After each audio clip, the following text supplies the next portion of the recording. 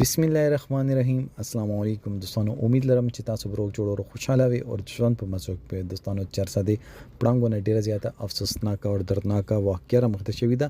ایوا ماشومه چې عمر 15 شپږ کاله ده چې ډیر زیاتې بے دردۍ سره وجلې ده څنګه وجلې ده ولې وجلې ده وجه سبا د ماشومې سره اخر چا بس دښمنی و دوستانو د باره کې ټول معلومات په دې ویډیو کې به شریکم ورکه تاسو ټول معلومات باندې ځان خبرول غواړي مونږ ویډیو ځان سره اخره پورې ګوري او چې کوم ملګری مونږ په چینل باندې نوی دي هغه د مونږ چینل مخه ځان سره سبسکرایب کی ټلې نشان دی وي ترڅو موږ راتلونکي معلوماتي ویډیو هغه ته په اسانه سره ملاوي شي دوستانو د واقعیا د چرڅه د پړنګو ده چې یوه ماشومه قتل شي او پلار په مدیریت کې اف ای آر درج شي او ماشومه چا دومره بېرحمۍ سره بې دردۍ سره قتل کړی وي چې هغه انسان نه لګي هغه ځناور لګي ماشومه یې ټوکړې ټوکړې کړي وه کترې کترې کړي وه دومره بې دردۍ سره آخر څوک و چې دې ماشومې سره دومره ظلم یې وکړی دوستانو دا خپل پلار دینه مخکې جنگيري کې داسې واقعیا شوی و چې پلار خپل درې بچي وجلی او دویم واده د پر دالته دغه سړی خپل خزې ته حواله نه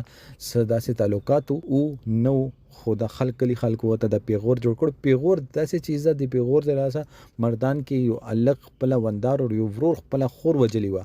صرف د پیغور د لاسه پیغور رښتیا وي دروغ وي تاسو خپل ته ولې تکلیف ورکوي مونږ د کې پکې معاشره کې د پیغور یو داسې ناسور ده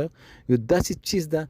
چې هغه علاج نشته او موږ دومره کم عقل خلک یو چې یو پیغور د لاسه یو پلار پسې او خپل سکال لور دومره بے دردۍ بے رحمۍ سره قتل کوي چې تا د لاسه ماته پیغور جوړ شوی دی کتا خپل خزې سره ودانه مکه تعلقات او ته هغه نه خپل عزت جوړ کړو نو خبره ختمه شو او کته دومره غیرتمند وي نه ته دومره غټیم کې ځان باندې نه پوي دي نو نن د مشومې څه غلطي وا چې دا دومره غټه شوله او مور ته وی چې زنه کریزي خلم او پلار چې ما ته امونه واخت الکور ته مې واسطه ول نه مور ته ویل چې زه د قرباني چې کوم مال د دینه یریګم زه بار ځان ته زم او نکریزي خلم دوستانو هغه مشومې ته څه پاته وا چې دا نکریزي مې د ژوندۍ اخرین نکریزي ورته خپل پلار ظالم د لاسه به قتل کې ما باندې دا چړه چې دا ما خپل پلار تیری دوستانو هغه ټیم کې ماشومه به څومره سوال ضریب وته کړی چې نه بابا داسې مکوه خو هغه ظالم نه دی اوریدلی اوس هغه پیغور چې چاوته ورکلو هغه په خپل کورونو کې دي دوستانو